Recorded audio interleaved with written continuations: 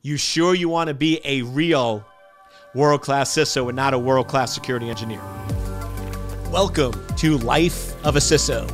I'm Dr. Eric Cole, your host, and we'll be taking you on a journey each week on what it takes to be a CISO and what are solutions that you can implement today if you are currently a Chief Information Security Officer or if you want to be one in the future. This is Life of a CISO. Welcome to this week's edition of Life of a CISO with yours truly, Dr. Eric Cole. I just have one question for you. Do you know what time it is? It's time to be world class, right? We're all about world class on this podcast. If you're average, if you're below average, if you're status quo, bye-bye, right? You're not going to get along with me, right? You're not going to have a good time. But if you want to push the limits, if you want to live the life of your dreams, if you want to be a world-class Chief Information Security Officer, then you are in the right place. And I'm so excited to be with you this week. And one thing I want to talk about is something that I've seen come up a lot in conversations, in interviews, in news stories, which is, should a CISO have a seat in the boardroom? Should they have a seat at the table in an organization? And my answer is quite simple. Yes, yes, yes, yes, yes. Now, the question sometimes comes, do you really want that, right? But ultimately, you must have a seat at that table. You need to have a seat. You want me at that table, right? I'll do my little, if you didn't pick up on that, my Jack Nichols from A Few Good Men, right? I always have to explain that because I love singing. I'm not very good at it, but I love singing. So I'll sing to my kids and I'll be like, oh yeah, you know that song? And they're like, no. And I'm like, yes, I know you know that song. And then I play it to them. They're like, yeah, I know that song. That's not what you were singing, right? But that was the song. So sometimes what I think's going on is not. So that meant to be my Jack Nichols, right? You want me at that table. You need me at that table, right? And the reason is quite simple. Let's face the reality. If we just really want to be honest with each other, the number one threat facing any company today is cybersecurity. If we are just honest, if we have an honest debate, I don't care who you are, and I've had this debate with CEOs, COOs, CFOs, HR, various people within an organization, and the reality is quite simple. The one area that companies are typically the least prepared because the executives are the least knowledgeable. Typically, organizations are making bad decisions. They know it's a huge concern area. They know it could happen to them, and they have the least amount of historical data dealing with it from a business standpoint. And that is all cybersecurity. So it's one thing where companies might want to ignore it at their own peril, but if we're truly honest, we have to accept the fact that cybersecurity is the number one threat and the most important thing that businesses need to focus on right now, because it's the one thing that could put you out of business. It's the one thing that can cause instant reputational damage. It's the one thing that could cost your company $20 million, boom, in the blink of an eye. Now, let me ask you a question. If that is all true, which it is, and cyber is one of the most important things that most organizations are ill prepared for and executives don't understand, and really bad decisions have been made, why wouldn't you want that person sitting at the table?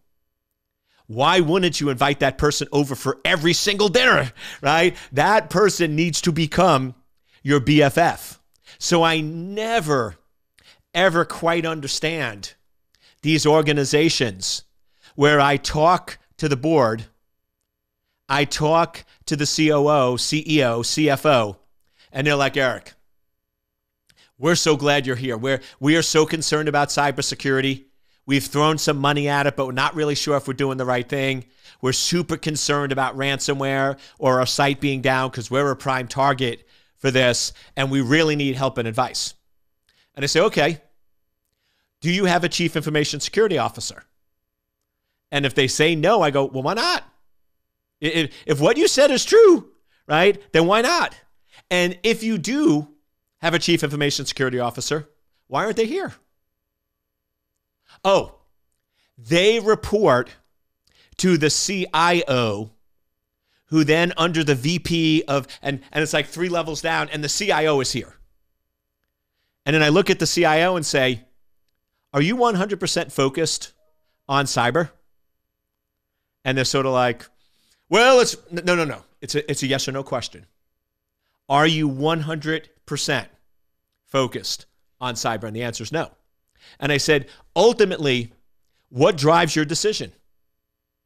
And if we're real, a CIO is driven by uptime availability. That is ultimately what they're driven by. That's what they know. That's what they live. That's what they've done for 20 years.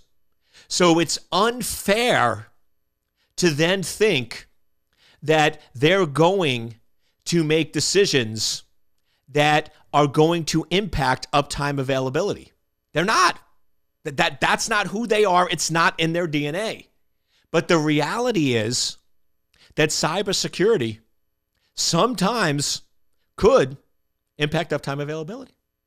And we just have to recognize that reality, and that sometimes there has to be a balance.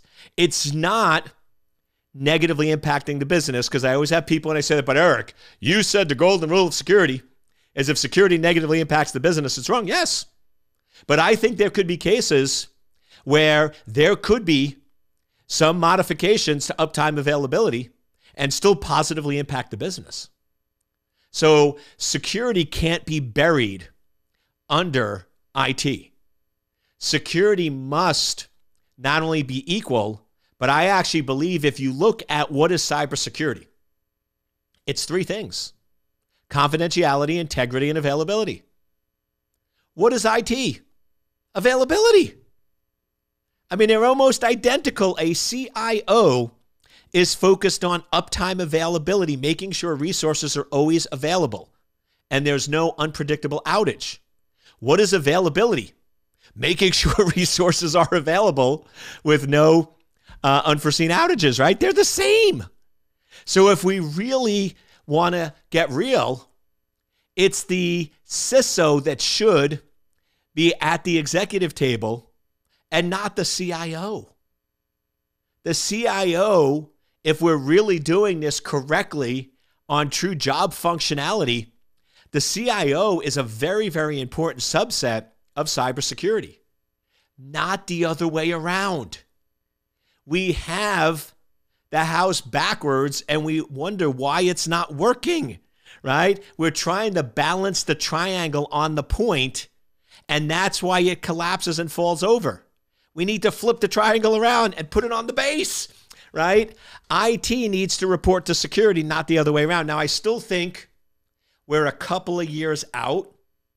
So being world-class CISO, be careful with that, right? You don't want to necessarily go into a new organization and basically say the CIO needs to report to me, right? That might not go over too well, right? But you do want to make sure that you're equal to that CIO and you do have a seat at the table. Because how in the world can you do your job if you're a true CISO? If you're a true world-class CISO that's focused on building out a comprehensive security to enabling the business by implementing effective security, how can you do that job if you don't have a seat at the table? How in the world can you be effective if the executives are talking about high-level strategy, business, budget, impact, and the path forward to an organization, and the CISO is not involved in that conversation? How in the world can a CISO do their job if the company is talking about acquiring a new organization?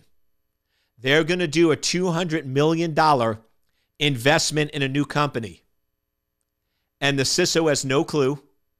They didn't do a security review. You have no idea how vulnerable they are to cyber attack. You have no idea how bad their infrastructure is. You have no idea if they have a 90% chance of being impacted by ransomware. So essentially, the executives are talking about making a $200 million investment. And that investment could have a gigantic liability of $15, $20 million if breaches happen and reputational damage, and could cost another $15 million to fix it and establish it, and another $10 to integrate it in. Just want to take a quick break. I hope you're enjoying the show. I have this free webinar that I would love for you to check out if you want to become a world-class CISO. So essentially, you're thinking of making a $200 million investment that has over a $50 million upfront liability that must be addressed. How in the world can that decision be made if the CISO is not involved from step one? If the CISO is not sitting around the table? And it's one of those things that I find so funny, like funny in a scary, Halloween funny, not like in a ha-ha funny, is when I explain it this way and I talk to execs, they're like, wow, Eric, that makes so much sense. That's so logical. Yes. In cybersecurity and in business, it boggles my mind that common sense is not common practice.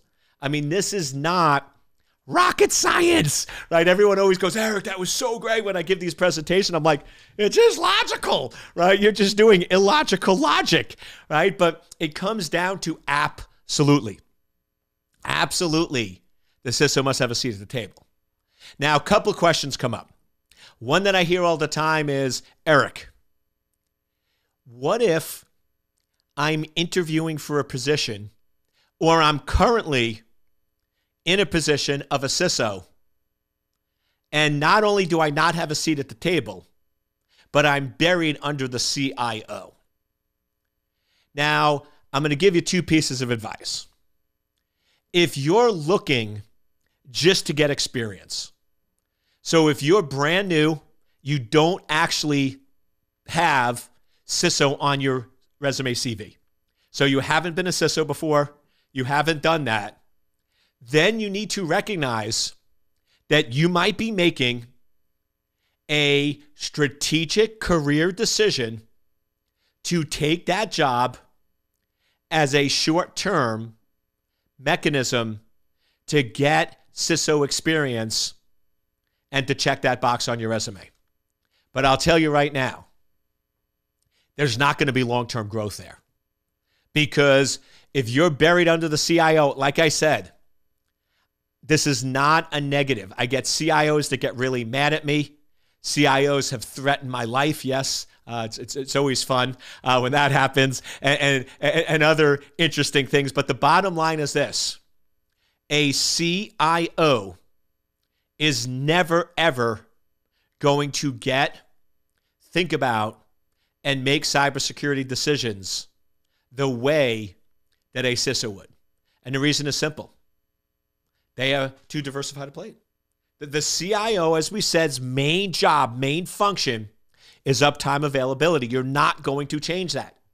And we have seen time after time after time when security is buried under the CIO, that's when major breaches happen, and that's when things go sideways really, really quickly. It doesn't work. It's a broken model. It's like trying to drive drunk. Now, yes, maybe you've done it a lot, right? I get that all the time. Oh, Eric, we've done it this way. That doesn't mean it's good, right? So, I mean, I know I will call them associates because that's not the level of people I hang out with, but they're like, oh, I always have drinks and drive home and I've never had a problem. That doesn't mean you should do it. That doesn't mean it's smart. That doesn't mean it's logical, right? That just because you've done it and haven't got into an accident, it's not a smart thing to do, right? It's just not smart to put security under the CIO. So it's not going to lead to long-term success. Now, you do have an option, and that is to build an ally. So I have known some CIOs that don't want security because they know that if and when a breach happens, what will occur is whoever's responsible for security gets fired, and they don't want to get fired. So I have seen some CISOs that have successfully navigated with the CIO to lobby for them to be equal and get a seat at the table. So that could happen. But like I said, that's a lower probability. So if you're doing it to strategically get experience, I'm okay with that. But if you're a seasoned CISO and you've been a CISO multiple times and you're looking to step up to a bigger, larger organization, more responsibility, I would not take a position where the CISO reports to the CIO. You're just not setting yourself up for success. You're going in with your hands tied behind your back. Now, even if you're super talented, you can do some amazing things with your hands tied behind your back, but you're not set up for optimal performance. Now, once again, it's your decision. I'm just coaching and giving you advice here. But in my personal experience, if we go in and take on any new clients, vCISO or others, and we're in a position where we are not equal and we don't have a seat, we're not invited to all the board meetings, I'm going to consider that position very, very carefully. So when I'm interviewing for any CISO position, vCISO position, I urge you to do the same thing. I would always ask at least two questions. One is, who do I report to?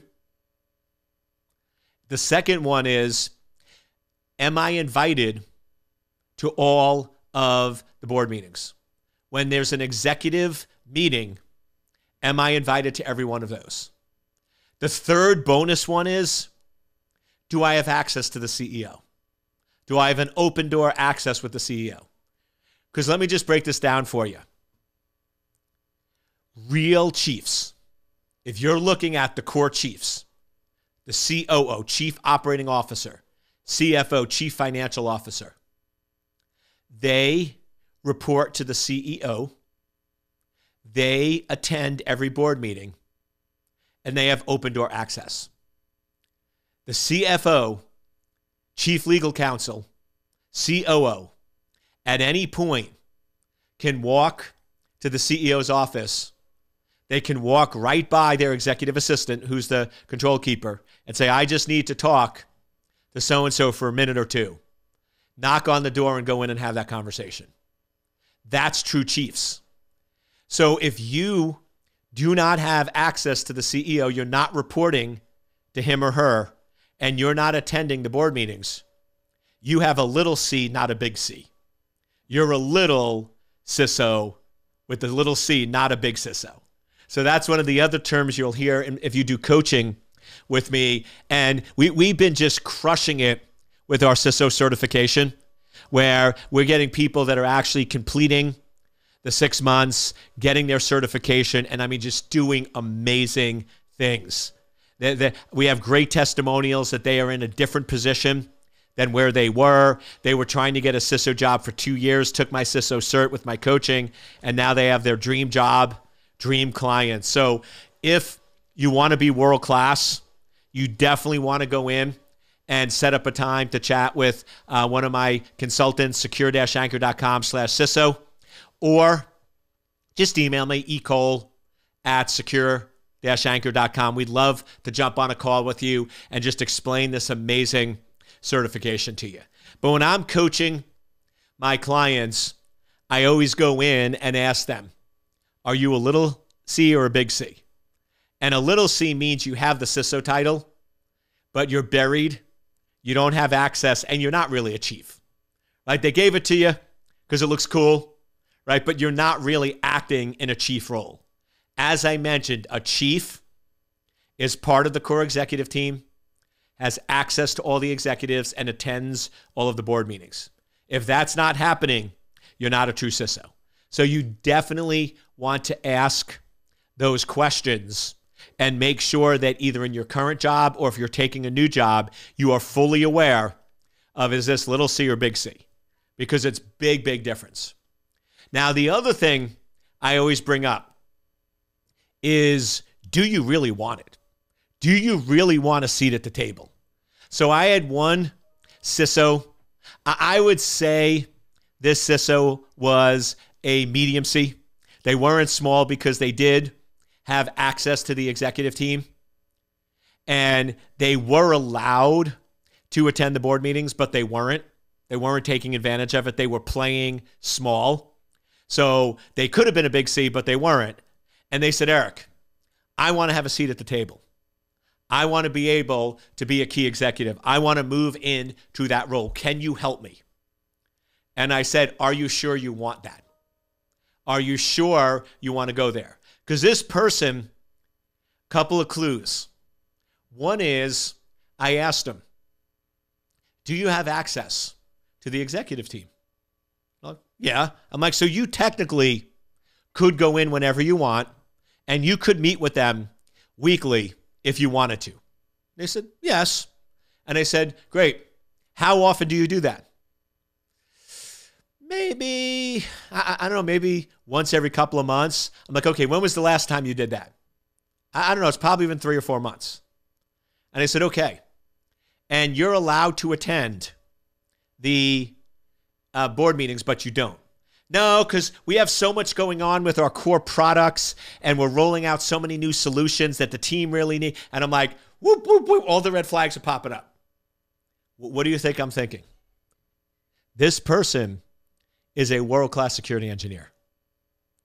Notice they had the opportunity to be a business leader, and they chose not to.